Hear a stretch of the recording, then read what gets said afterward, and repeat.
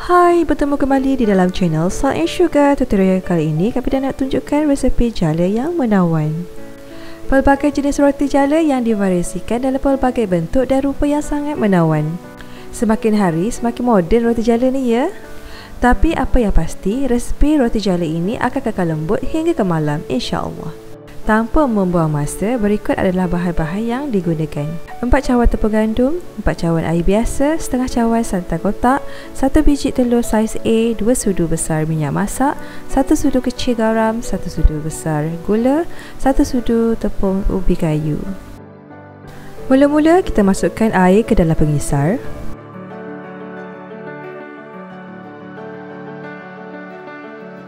Kemudian kita masukkan santan. Masukkan pula sebiji telur.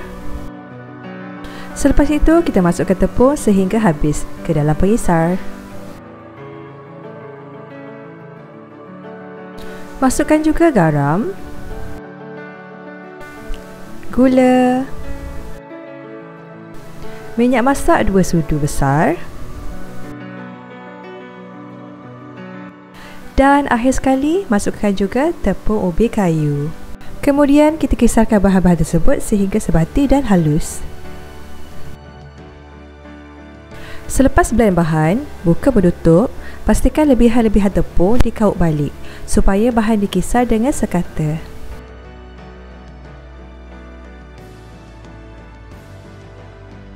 Kemudian kita kisar bahan tadi sehingga sekata. Buka penutup pengisar dan lihat tekstur adunan.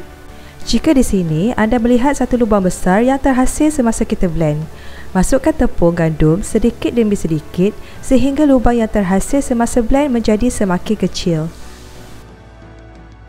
Tujuan kita memasukkan tepung gandum sedikit demi sedikit adalah untuk memekatkan adunan tepung, maka hasil jalaan kita nanti menjadi halus dan cantik.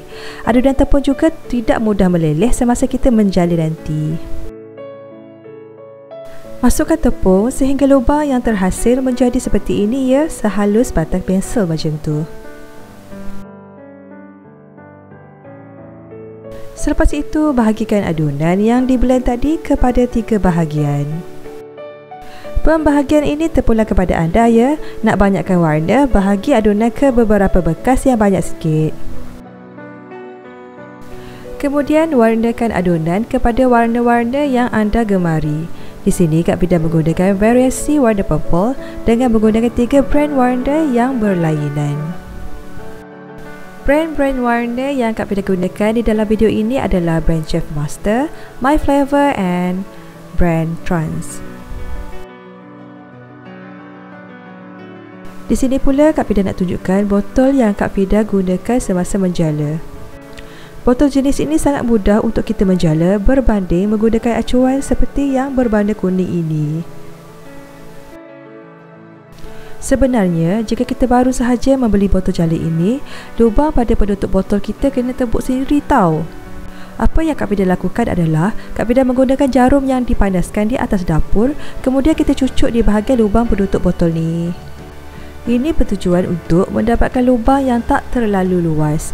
Apabila menjala, jalaan kita akan menjadi halus. Masukkan adunan yang berwarna tadi pada setiap botol. Kak Fida menggunakan 3 botol ya. Untuk jalaan pertama ini, panaskan pan dengan menggunakan api yang slow dan sapukan minyak pada keseluruhan pan itu.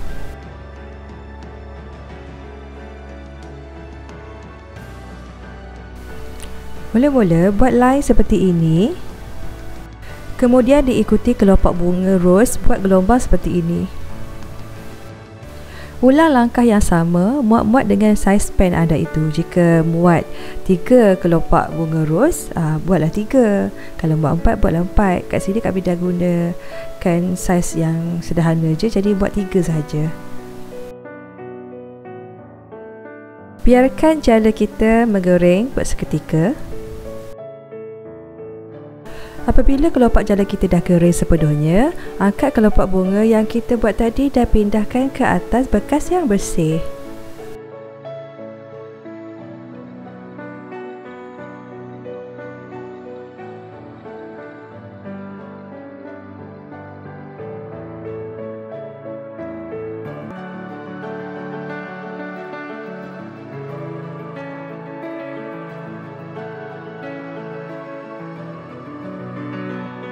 Sediakan bekas yang bersih yang panjang macam ni.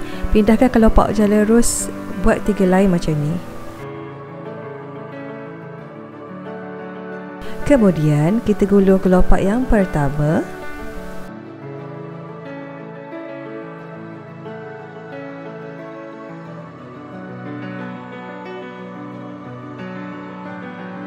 Tindan pula kepada kelopak bunga ros yang kedua.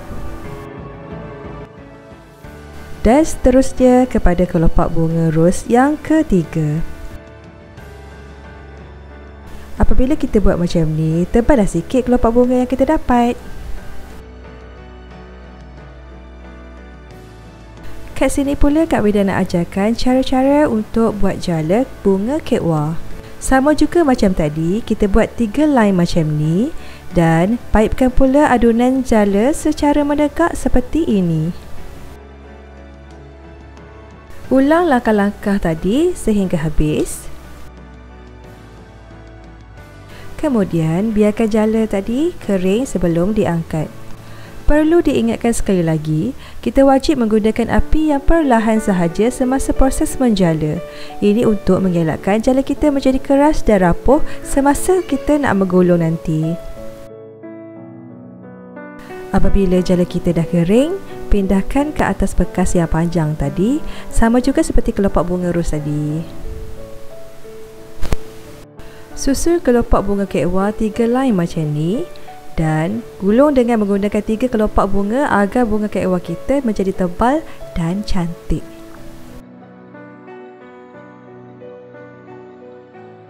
Dah siap bunga kekwa kita.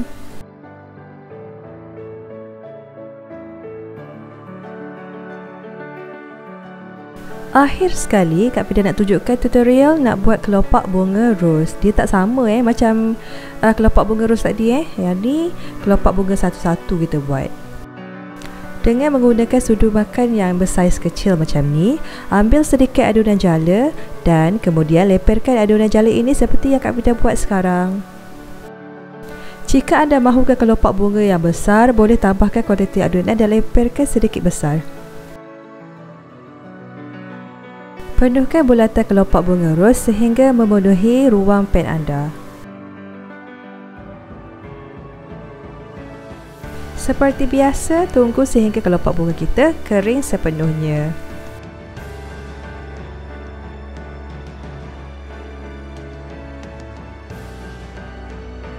Apabila dah kering, angkat kelopak bunga kita tu dan pindahkan ke dalam bekas yang bersih.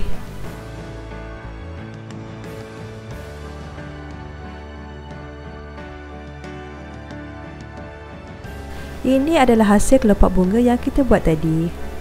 Kita susun kelopak bunga secara memanjang dengan menggunakan 10 kelopak bunga.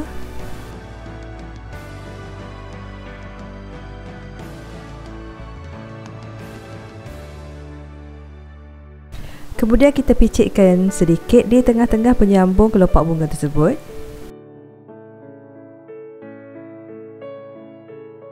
Seterusnya, gulung kelopak bunga ros dengan kemas.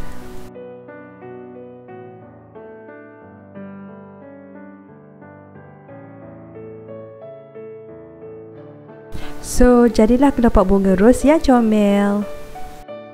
Okey, kat sini pula Kak Fida nak tunjukkan cara-cara untuk kirai roti jala yang biasa kita buat tu. Dengan menggunakan resepi yang Kak Fida bagi ni dan apply teknik-teknik yang Kak Fida kongsikan, insya-Allah roti jala anda akan menjadi halus dan cantik. Dan yang paling penting adalah hasil daripada roti jala ini, roti jala anda akan kekal lembut dari pagi hingga ke malam, insya-Allah. Okey, berbalik kepada roti jala yang kita buat ini, apabila dah kering sepenuhnya, pindahkan ke dalam pinggan bulat yang bersih. Kemudian kita lipatkan roti jala kita kepada 2 bahagian dan gulungnya dengan kemas.